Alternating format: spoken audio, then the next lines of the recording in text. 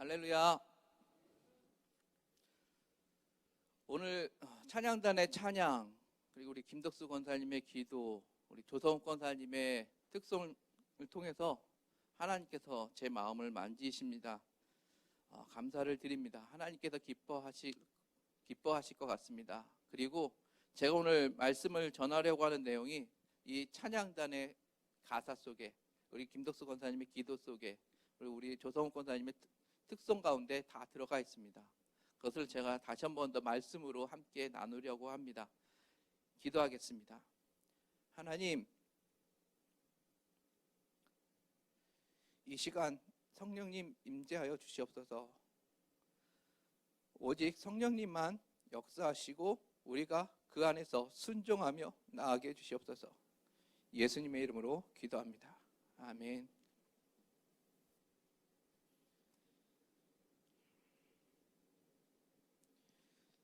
말씀을 준비하면서 목사님께서 계속해서 새벽에 말씀을 주시고 또 주일 설교를 통해서 말씀을 주시는 게 제가 준비한 내용들하고 겹치는 부분들이 참 많습니다.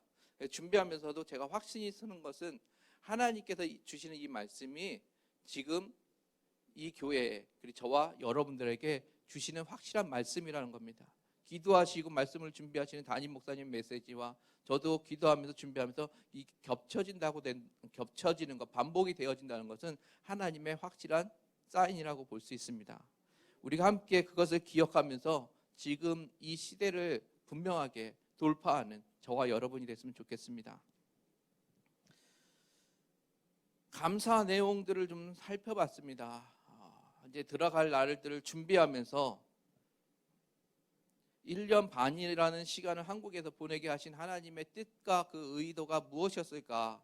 그냥 단순히 와 있는 것이 아니라 저희가 이곳에 와서 대림평화교회에서의 역할들, 그리고 저희가 하나님이 저희에 지쳐졌던, 무너졌던 그 모든 것들을 회복시키는 시간, 회복만이 되는 것이 아니라 훈련을 시켜서 더 성장하게 성숙시키시고 그냥 놔두시는 것이 아니라 하나님의 일을 하시기 위해서 용사로 만들어가는 것을 경험하게 됐습니다.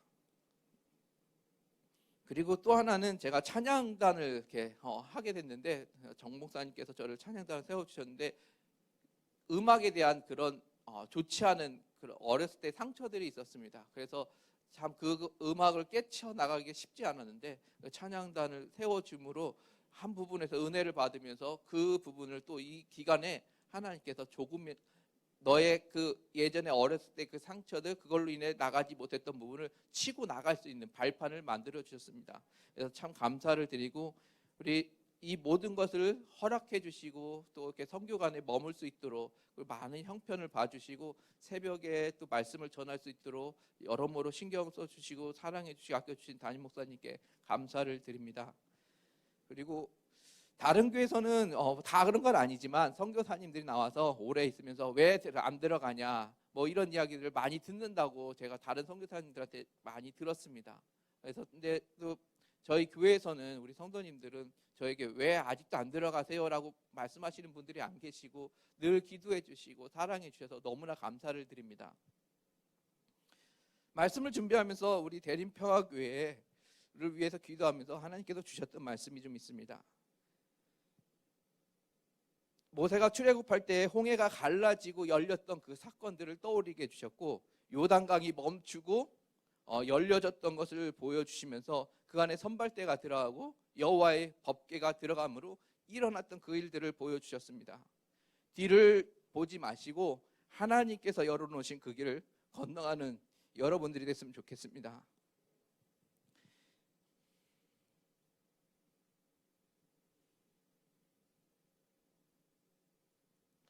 느헤미야 연합 기도회 모임을 통해서 목사님께서도 말씀하셨지만 대림평화교회 정말로 하나님께서 열어가시고자 하는 그 길들을 보여주시고 열어놓으셨습니다. 그 길을 보여주는 신호로 마지막 신호가 바로 느헤미야 연합 기도회가 아니었을까 생각을 합니다. 여러분들 그것을 그냥 보지 마시고 거기서 구경꾼이 되지 마시고 그 길에 들어서시기 바랍니다. 갈라진 그 홍해길에 갈라진 요단강을 건너야만 우리에게 주어진 그 땅을 차지할 수 있습니다.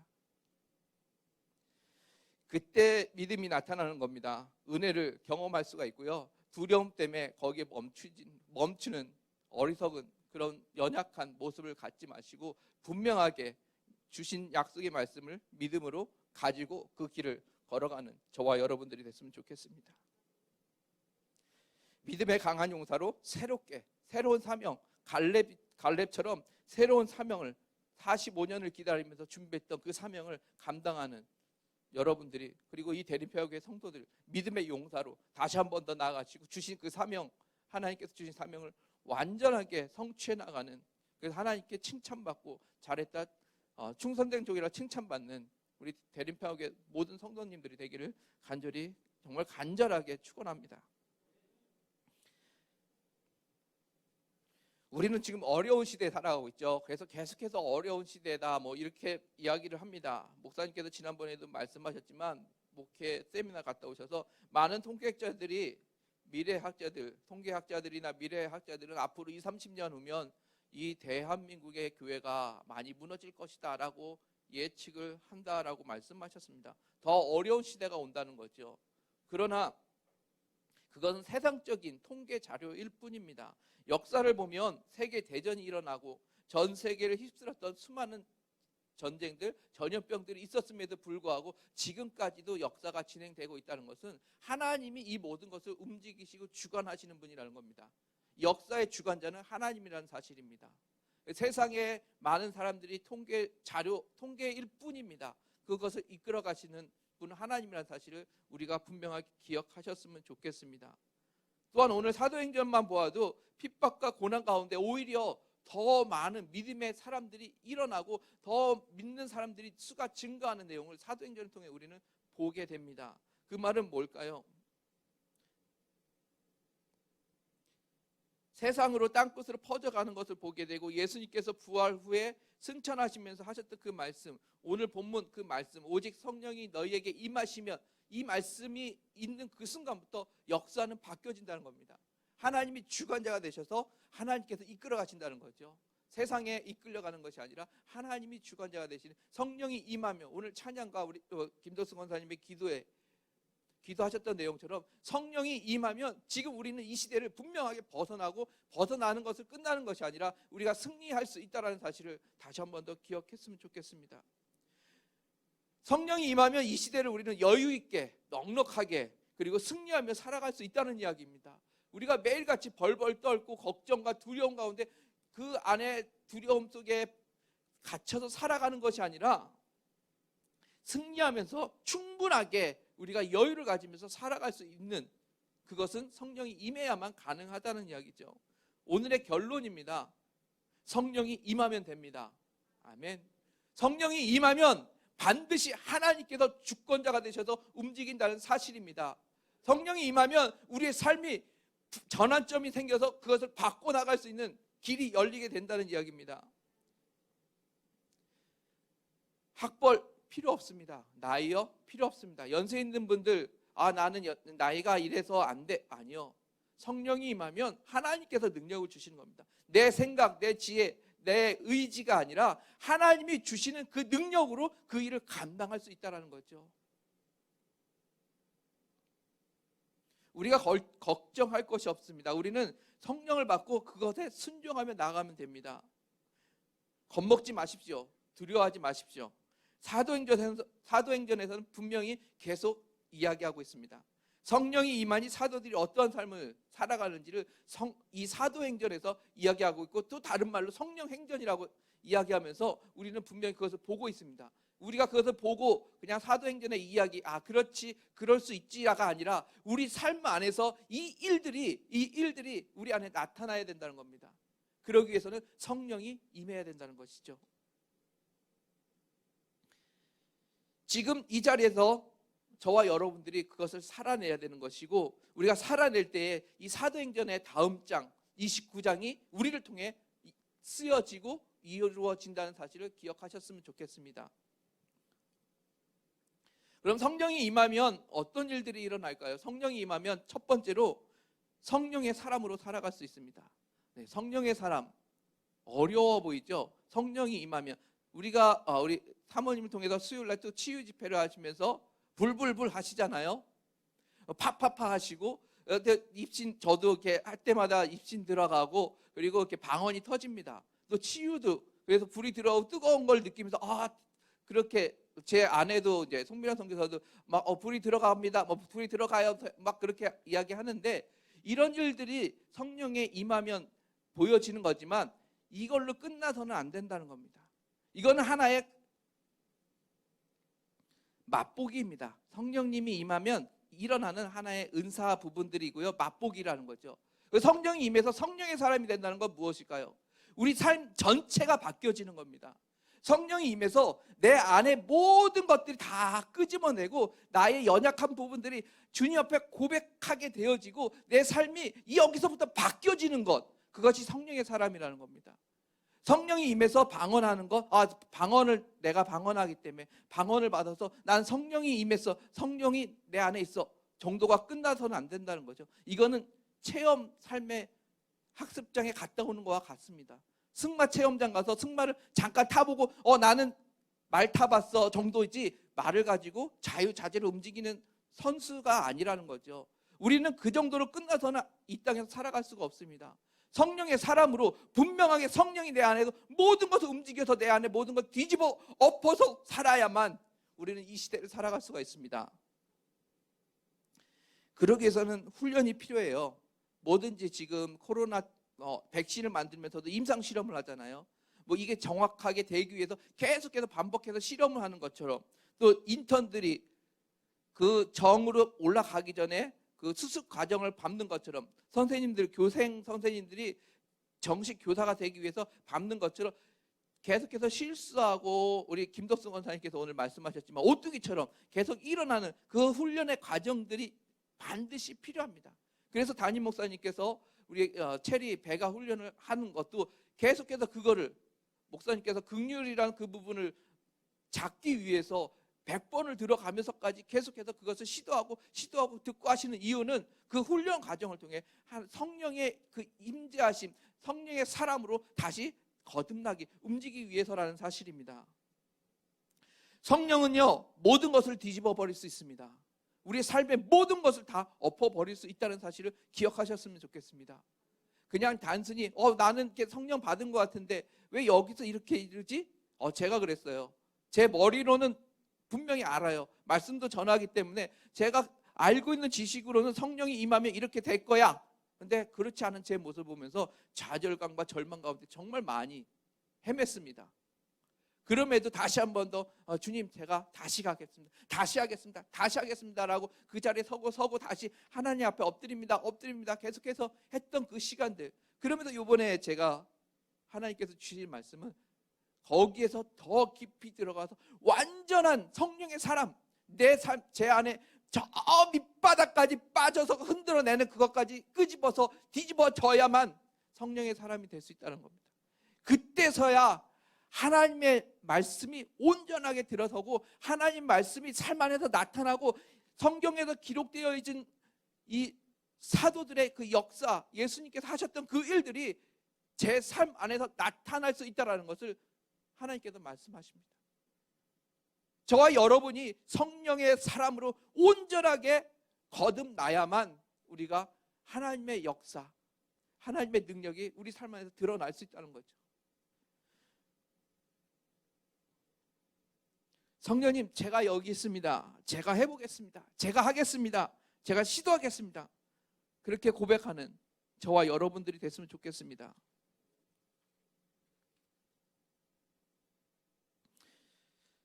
사도행전의 주요 등장인물이었던 베드로가, 우리가 베드로 보면 베드로는 마가의 다락방에서 성령이 임하기 전과 그 후가 분명하게 갈라집니다. 전환점이 됐어요. 그 전에 그렇게 열정적이고 열렬한 예수님에 대한 제자로, 수제자로서, 그 팬으로서 가장 앞에 서서 내가 예수님과 함께 죽겠다라고 했었던 그 베드로가 예수님이 붙잡혀서 그 재판 자리 가는 그 과정 가운데 어떤 모습인지 우리 너무나 잘 알잖아요.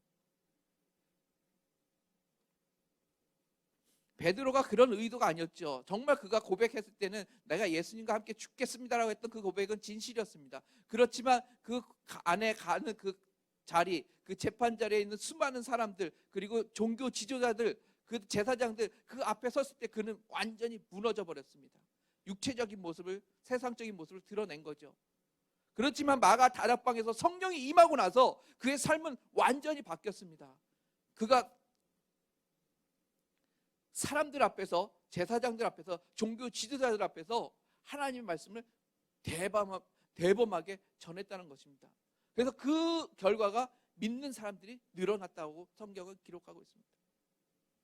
베드로의 일만이 아니라 그 일이 저와 여러분들에게 반드시 일어날 수 있다는 사실을 우리는 기억해야 됩니다. 성령으로 우리가 완전히 깨어지고 뒤집어지지 않으면 하나님 앞에 나와서 내 모든 것들을 다 죽어가면서 하나님 나 죽겠습니다, 나 죽었습니다라고 눈물 흘리며 회개하고 내 삶을, 내 안에 있는 내 연약함들, 나를 흔드는 내 발목을 붙잡을 만한 모든 것을 다 쳐내야만 우리는 성령의 임재함을, 그 성령의 사람으로 완전히 돌아설 수 있다는 겁니다. 그때 주님이 나를 위해 십자가 죽였었던 그 사건만 생각만 해도 눈물을 흘리게 되고, 그 삶이, 그 사건들이, 그 예수님께서 십자가 지셨던 그 은혜들이 내 삶을 움직이게 하는 힘이 되게 하고, 나를 일으켜 세우는 힘이 되게 하고, 절망과 좌절 가운데서도, 낙담 가운데서 나를 일으켜 세우는 힘이 되게 한다는 사실을 기억하셨으면 좋겠습니다. 고린도후서 5장 17절에 보면 이렇게 기록이 되어 있습니다. 그런즉 누구든지 그리스도 안에 있으면 새로운 피조물이라, 이전 것은 지나갔으니 보라 새 것이 되었도다. 아멘. 영어 성경에 보면 이 앞부분에 No, we look inside라고 되어 있습니다. 내 안을 들여다봐 봐라. 그 안에 예수님이 있는지 없는지, 성령이 임한 흔적만 있는 것이 아니라 안에 성령이 온전하게 있는지를 확인하라는 의미입니다. 그 피조물이라는 단어를 보면 시작이라고 표현을 하고 있습니다. 옛것은 이미 그리스도 안에 있으면 새로운 피조물이라. 옛것은 예수님께서, 하나님께서 그것을 인정하지 않는다는 것, 보지 않는다는 겁니다. 그 옛날의 것 자료는 아예 다 처분시켜버리고 그 바뀐 전환점 된 그 순간에 그 삶을 하나님께서 보신다는 겁니다. 자꾸 옛날 것에 우리가 붙잡혀 있지 않기를 바랍니다.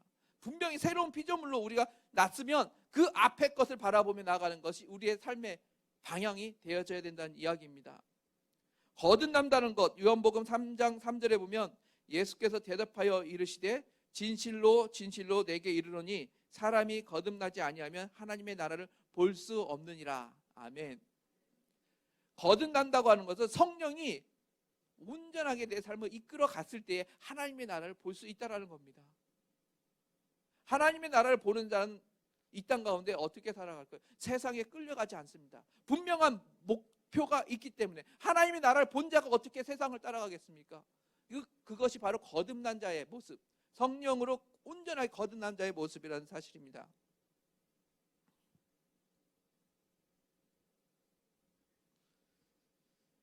이사야서 43장 19절에 보면 또 이렇게 기록이 되어 있습니다. 보라 내가 새 일을 행하리니 이제 나타낼 것이라 너희가 그것을 알지 못하겠느냐? 반드시 내가 광야의 길을 사막의 강을 내리니. 아멘. 올해 초에 제게 주셨던 하나님의 말씀입니다. 내가 새 일을 행하리겠다. 하나님께서 말씀하십니다. 새 일을 행하는 자는 아무나 되는 것이 아니라 성령의 사람, 이 성령이 임한 사람을 통해서 하나님께서 일을 이루신다는 겁니다. 저와 여러분들이 그 새 일, 하나님께서 주신 약속의 말씀을 성취하는 여러분들이 제가 되기를 간절히 소원합니다. 여러분들의 말씀, 하나님께서 주셨던 약속의 말씀들이 왜 이루어지지 않을까요? 우리 안에 성령이 온전히 임하지 않았기 때문에, 우리 안에 아직도 세상 육체적인 것들이 나를 붙잡고 있기 때문에 그것을 철저하게 쳐내야만 여호수아가 하나님께서 주신 그 가나안 땅을 나아갈 때 그 땅에 있었던 왕들을 하나하나 쳐나갈 때 하나님께서 여호수아에게 분명히 말씀하신 건 그곳에 밟는 것, 그 정복하는 그곳을 철저하게 진멸하라 말씀하셨습니다. 하나님을 흔들 만한, 관계를 무너뜨릴 만한 모든 요소는 다 쳐내야 우리가 하나님의 일을, 그리고 우리에게 주어진 그 약속의 말씀이 이루어진다는 사실입니다.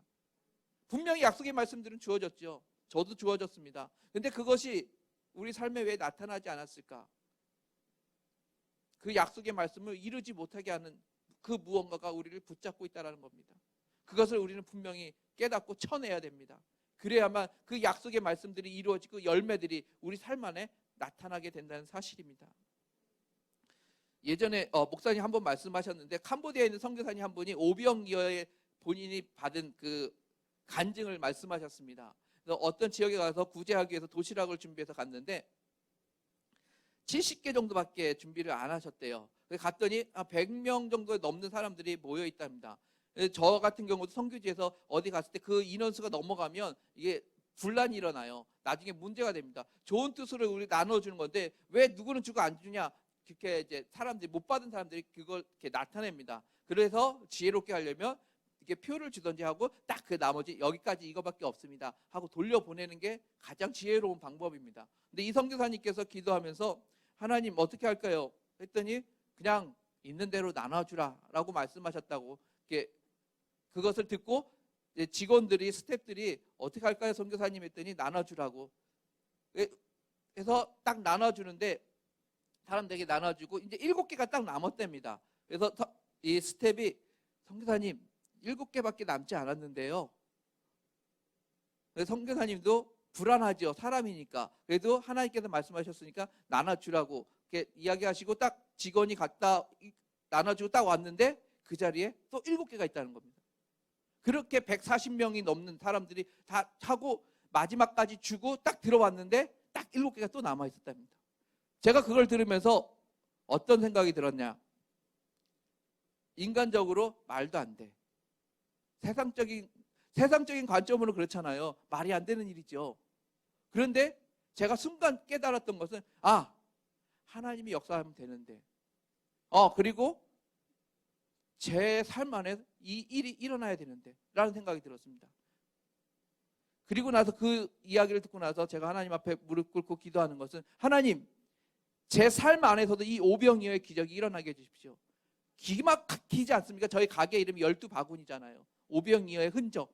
거기 딱 매치되면서 하나님, 저희가 기도하면서 그 교회 가게 이름을 12바구니라고 지을 때에 하나님께서 오병이어의 기적을 채우시고 보여주는 증거의 그 증거판으로 보여주십시오라고 해서 지어놓은 건데, 하나님 그냥 단순하게 차고 넘친 12바구니로 끝나는 게 아니라 그 오병이어의 기적, 실제적으로 일어나는 그 기적이 제 사역 가운데 일어나게 해주십시오. 제 삶 안에 일어나게 해달라고 기도하기 시작했습니다. 여러분들에게 불가능할까요? 여러분들 불가능하게 생각하십니까? 하나님은 전능하신 분입니다. 하나님은 이 모든 역사를 이끌어 가시는 주권자입니다. 우리가 성령이 임해서 하나님의 뜻을 분명히 온전히 깨닫고 하나님이 나를 바라보고 나아갈 때에 그 일은 일어난다는 겁니다. 성경에서 이야기하고 있는 예수님께서 행하셨던 그 일이 우리 삶 안에서도 분명히 일어날 수 있다는 겁니다. 그 일이 일어나는 저와 여러분들이 됐으면 좋겠습니다. 저는 네팔 가서 분명하게 그것을 간증할 겁니다. 하나님께서 어떻게 역사하셨는지, 하나님께서 이 성경의 말씀들, 말도 안 되는, 세상에서 세상 사람들이 생각할 때 말도 안 되는 그런 일들, 세상 사람들이 이야기하는 그 기적이라고 하는 그 일들이 제 사역 가운데 일어나는 것을 저는 분명히 볼 것이고 그것을 간증할 겁니다. 여러분들도 그랬으면 좋겠습니다. 여러분들의 삶 가운데서도 성경에서 나오는 그 일들이, 이 말도 안 되는 이 일들이, 그 기적들이 여러분들의 삶 안에서 하나하나 나타났으면 좋겠습니다. 그런 성령의 사람으로 이 시대를 살아가는 저와 여러분들이 됐으면 좋겠습니다. 두 번째는 성령이 임하면 증인으로 살아갈 수 있습니다. 오늘 본문 말씀에 증인이 되리라 마지막 부분인데, 그것을 두 번째로 제가 올린 이유는, 증인이란 뜻이 국어 사전에 보면 이렇게 이야기합니다. 어떤 사실을 증명하는 사람, 소송법에서 법원 또는 법관에 대하여 소송 당사자가 아니면서 법원의 신문에 대하여 자기가 경험한 사실을 진술하는 사람, 사실을 진술하는 사람이죠. 그것도 보증하는 사람을 증인이라고 국어 사전에는 기록되어 있습니다. 이 성경을 써있던 증인이라고 하는, 오직 성령이 너에게 임하시면 너희가 권능을 받고 마지막에 증인이 되리라 하면서 그 증인의 단어의 원어를 보면 마르티스라고 하는 단어를 씁니다. 이것은 신약에 3번 등장합니다. 여기 오늘 본문 사도행전 1장 8절, 그리고 사도행전 후반부에, 그리고 요한계시록에서 나타납니다. 사도행전 22장 20절에 또 주의 증인 스데반이 피를 흘릴 때에 내가 곁에 서서 찬성하고 그 죽이는 사람들의 옷을 지킨 줄 그들도 아나이다 라고 할 때, 여기서 주의 증인이라고 할 때 증인이 이 마르티스라고 하는 원어를 쓰고 있습니다. 이것은 자기가 직접 보고 들은 바를 확언하고 증언할 수 있는 자를 이야기합니다. 거짓을 이야기하는 게 아니라 내가 직접 보고 들은 것을 이야기하는 그 사람을 여기서 마르티스라고 하는 그 단어를 써서 증인이라고 강조하고 있습니다.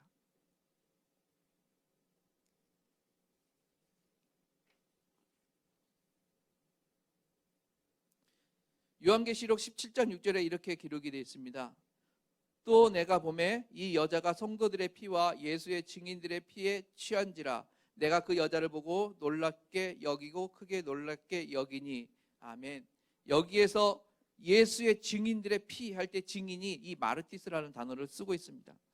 여기서는 예수에 대해서 입으로 증거할 뿐만 아니라 자신의 삶과 온 생명까지 다해서 증거하는 겁니다. 그냥 사실만을 증거하는 정도의 의미가 아니라 생명을 걸고 증거하는 사람을 여기서는 증인이라고 이야기하고 있습니다.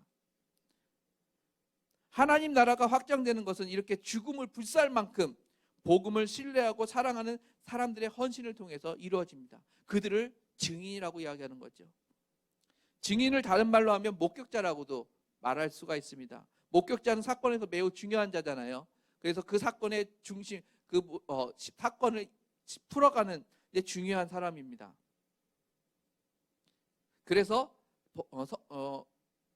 재판을 설 때 선서를 하게 하고, 성경에서도 그런 증인, 목격자의 진술이 매우 중요하기 때문에 거짓이 없어야 된다라고 성경에서도 기록하고 있습니다. 사도행전 4장 20절에 보면 우리는 보고 들은 것을 말하지 아니할 수 없다라고 베드로가 이야기하고 있습니다. 네팔어 성경에 보면 이렇게 기록이 되어 있습니다. 끼너끼 하밀레 데케까 러 스네까 꾸라흐르 하미 너볼리 석더이 농. 보는 것 그리고 들은 것을 내가 전하지 않을 수 없다라고 해서 마지막 부분에 강조하는 거죠. 반어법으로 해서 말하지 아니할 수 없다 하니 하면서 말해야만 할 수밖에 없다라는 것을 강조하고 있습니다. 보고 들은 것을, 그 사람을 바로 증인이라고 이야기할 수 있는 거죠. 여러분들은 어떻습니까? 우리의 삶을 움직이는 그 주님이 우리의 증인이, 그 주님에 대해서 증인으로 살아가고 계십니까? 아니면 지금 이 시대를 흔들고 있는 코로나와 세상의 여러 가지 것에 거기에 증인으로 살아가고 계십니까?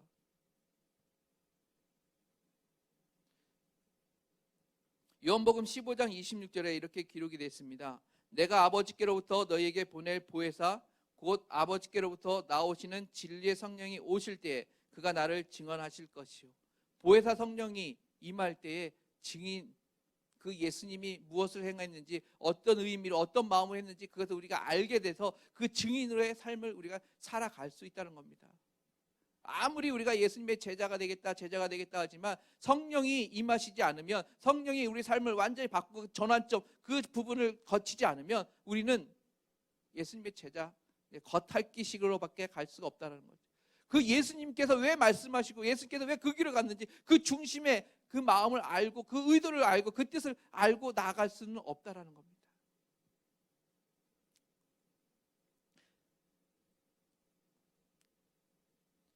이렇게 전기의 선이 혼선이 되면 불이 나고 문제가 되잖아요.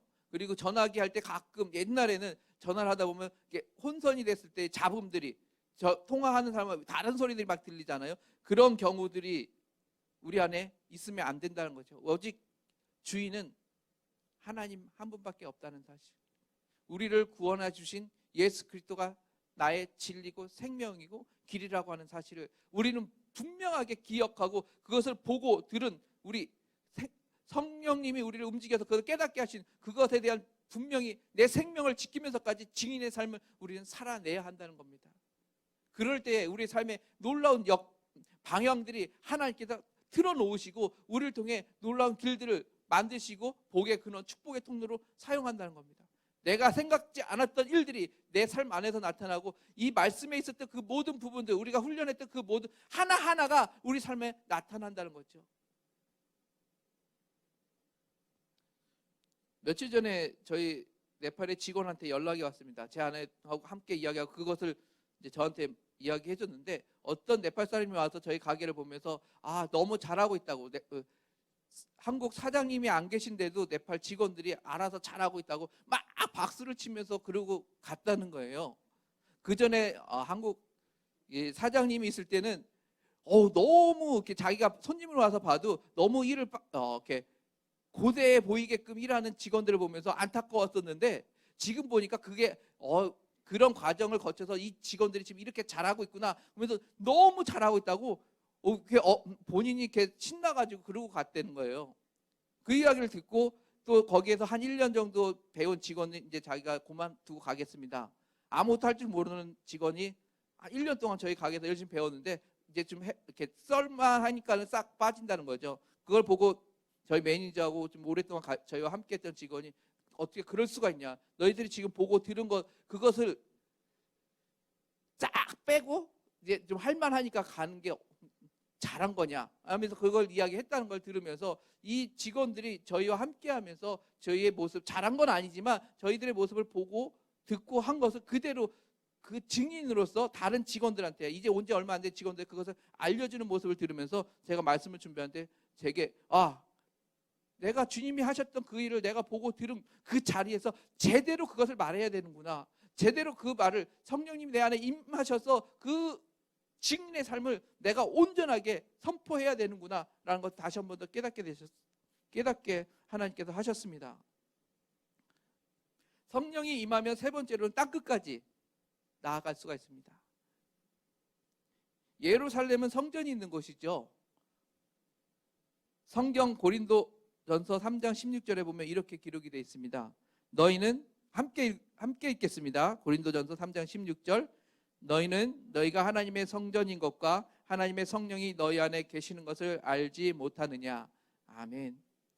우리는 하나님의 거룩한 성전이라고 성경은 기록하고 있습니다. 예루살렘은 성전이 있는 곳입니다. 그 말은 뭘까요? 예루살렘은 바로 우리를 나타내는 겁니다. 성령이 임하면 예루살렘, 우리부터 완전하게 전환점으로 바뀌어지게 되고, 거기서 온 유대라고 기록이 되어 있죠. 온 유대, 내가 속해 있는 나라, 내가 속해 있는 가정, 내가 속해 있는 공동체를 이야기합니다. 그것까지 바뀌어지는 거죠. 나로 인해서, 그 전환점으로 인해서 그곳이 바뀌어지고, 사마리아는 어떤 곳입니까? 이스라엘 사람들의, 유대인들에게 자기네와 별개에 있는 사람들이죠. 그런데 예수님께서 선한 사마리아 이웃을 통해서 그들을 이웃이라고 표현하고 있습니다. 나와는 관계는 없지만 내 옆에 있는 사람, 그들에게까지도 영향력을 행사해야 한다는 거죠. 그리고 땅끝까지, 땅끝은 어딜까요? 하나님께서 우리에게 주신 사명, 우리가 나아가서 정복하고 경작하고 다스려야 될 그곳, 모릅니다. 저에게는 현재는 네팔이고, 또 저에게 지금 11월 달에 네팔에 들어가려고 했었는데 하나님께서 그걸 막으셨던 그 숙제가 있습니다. 그게 지금 저에게는 땅끝입니다. 그것을 풀어야만 하나님께서 제게 주신 그 길들이 열리게 된다는 겁니다. 여러분들에게 땅끝이 어딘지 모르겠습니다. 하나님께서 분명히 주시는 마음들이 있을 겁니다. 거기 보이는 그곳을 들어가기 위해서는 성령이 임하지 않고서는 들어갈 수 없다는 것.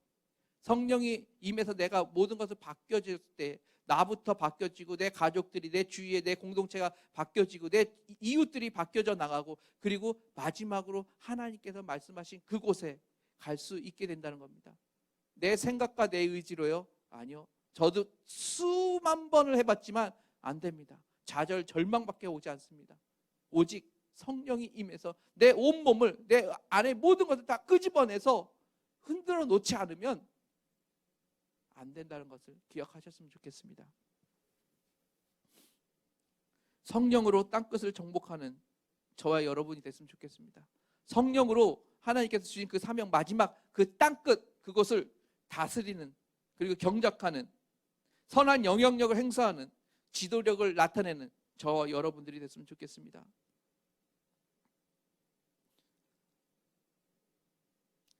이제 가기 전에 저희가 여러 가지 준비하는 과정 가운데 재정적으로도 필요한 부분들이 있습니다. 목사님께 말씀을 드리면서 목사님께서 이렇게 플로잉을 좀 받으라고 제가 이렇게 좀 말씀을 드렸었는데, 여러분들 기도하시면서 저희 가정을 위해서 기도하시면서 플로잉을 해주셨으면 좋겠습니다. 저희가 거진 아닙니다. 오해는 하지 마십시오. 하나님, 저희 아르바이트도 좀 이렇게 생겼었는데 기도하면서 하나님께서 단호하게 그것을 끊어버리셨습니다. 너희는 내가 먹여 살린다. 내 사람을 통해서 너희를 먹여 살린다. 너희가 언제 부족한 적이 있냐? 예, 풍족하진 않았지만 부족하진 않았습니다. 하나님께서 그런 말씀을 주시면서 제가 어디 가서 이렇게 말씀을 드린 적이 없습니다. 근데 지난번에 있는 동기교회 갔을 때도 하나님 그런 마음을 주셔서 그렇게 말씀을 드렸었고요. 기도하시면서 하나님이 주시는 그 마음을 받으시는 분들, 그분들에 한해서 저에게 플로잉을 해주셨으면 좋겠습니다.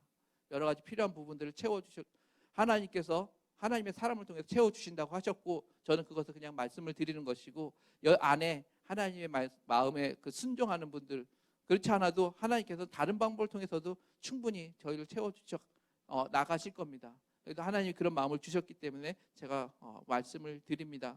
기억하시고 기도하실 때 하나님께서 주시는 마음들 잘 순종해 나갔으면 좋겠습니다. 성령이 임하면 성령의 사람으로 살아갈 수가 있습니다. 이 성령의 사람은 겉핥기식이 아닙니다. 우리의 삶의 전환점이 되는 그런 성령의 사람으로 우리가 이 시대를 살아갔으면 좋겠습니다. 증인으로서 내 생명을 걸고 그 자리를 지키고 보고 들은 것을 전하는 그런 증인의 삶, 성령이 임해서 그 증인의 삶을 살아가는 저와 여러분들이 됐으면 좋겠습니다. 성령으로 하나님께서 주신 그 마지막 땅끝, 그곳을 내가 경작하고 다스리고 정복하는 그런 저와 여러분들이 되기를 간절히 축원합니다. 말씀을 기억하면서 우리 함께 기도했으면 좋겠습니다.